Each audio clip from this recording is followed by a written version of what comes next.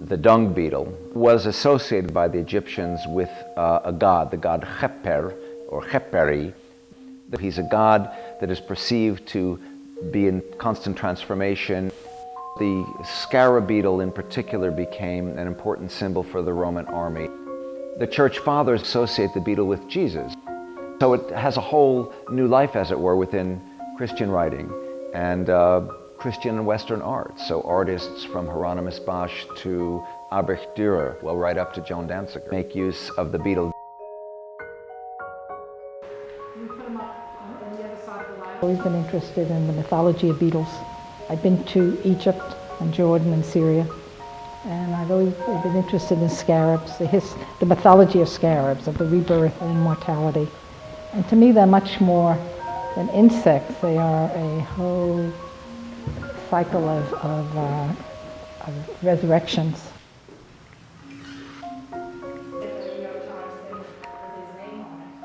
Every one of my 72 beetles are different. It started first with making them, as I usually do, so they can paint it. They were painted beetles in different sizes. And I had a lot of imagery that I collected, and I adapted them. Some I abstracted, some I used, so they look like real scarabs. And then I started I first started making them in wire, and then I put them in wire on my walls, and they look beautiful in wire. So some I left in wire, and I started working in glass.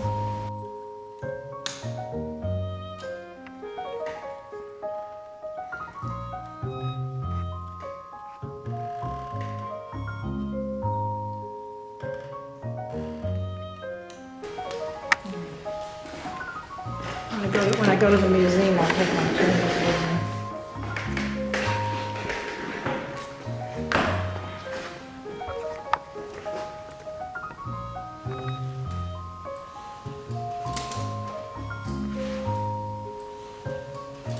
Making a catalog is quite complicated. First of all, you have to have a graphic artist, and then you decide on the cover. It's a 9 by 12 inch catalog. And it's now going to be 52 pages, and it'll start with a number of essays. And around the essays are images of the Beatles, and then there are some pictures of details of the Beatles, glasswork and the Beatles. And then there's a resume, there's a picture of me in my studio, there's a picture of the studio in the back. And then there'll be a lot of pages of inspiration shots. Hairline crack, I just want, signature just so I know. Yeah. You're good register.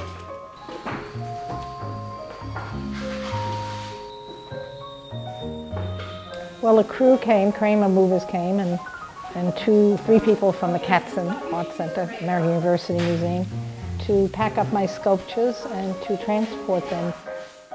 Some are fragile, they're glass, so there was a lot of wrapping with bubble wrap and foam, and they were very careful and very good, and they're marching away.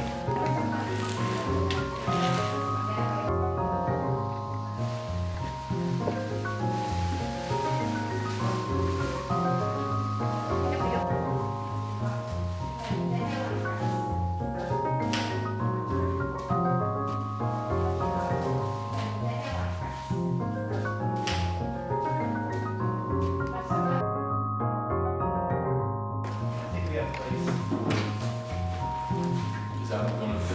Yes. Is it easier to walk out? If you walk out. So we have to I'm going to do that. this is about the same size as this one right here. Last time I did this, mine. Yeah, and this one right here as well. The front of this one goes the other way.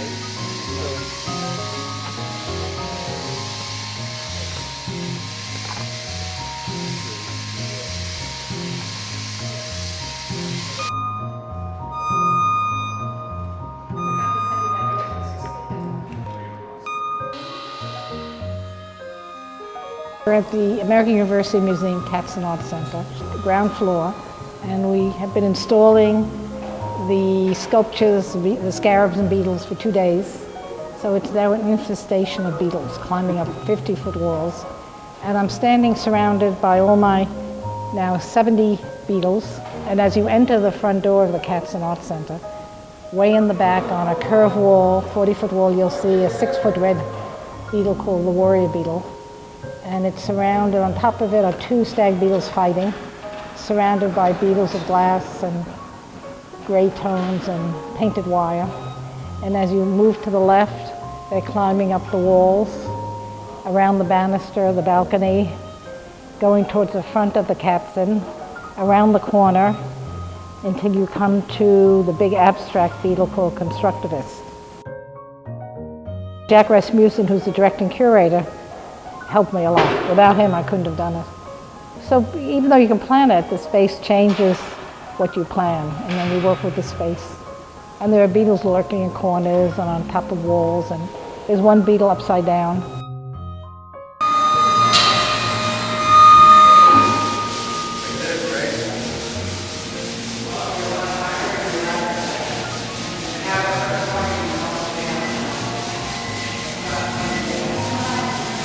Poor Kafka, all he could think of, which is what perhaps most people think of when they think of beetles, is yucco, insect, bleh, for which you might say this exhibition is a kind of antidote in offering the beetle as a magnificent work of art.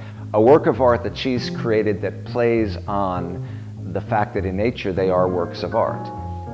She's brought out into the light that which remains typically hidden, which is their beauty.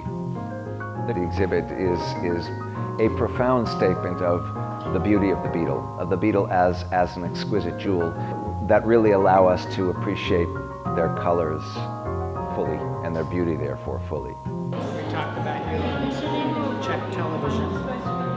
Yes. The camera crew here.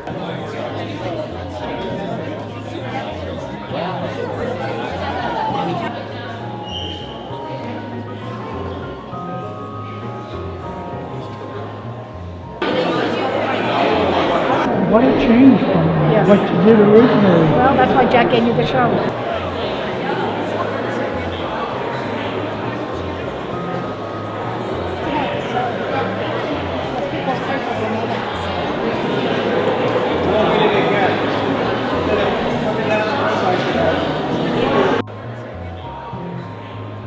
It looks better than I couldn't imagine it. There was no way I could imagine it. And now it works with the space. And people are amazed. You can see it as you drive Massachusetts Avenue at night. And before I left, there's a little balcony and people were tapping on the windows looking at it. It can be seen visually everywhere. I love it.